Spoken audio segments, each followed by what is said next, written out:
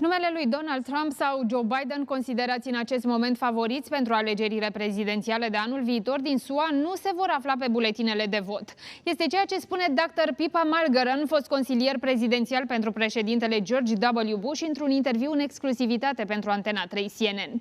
Dr. Malmgren crede că în marea finală vor ajunge alți doi candidați. On the Republican side, I would say Francis Suarez, the mayor of Miami, is already emerging as a major voice. On the left, the most interesting candidate to watch is Robert F. Kennedy.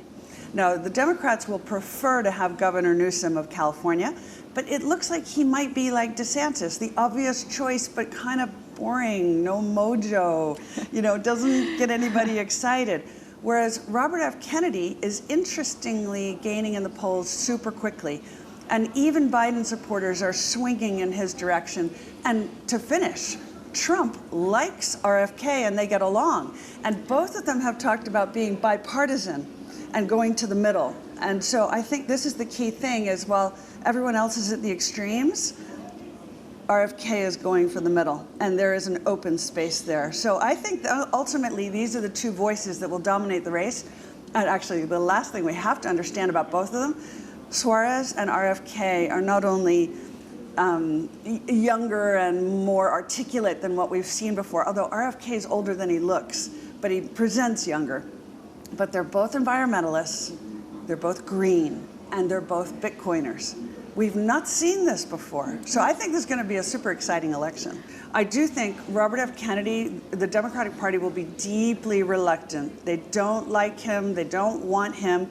But he's not your regular Democrat. He's not. He's not.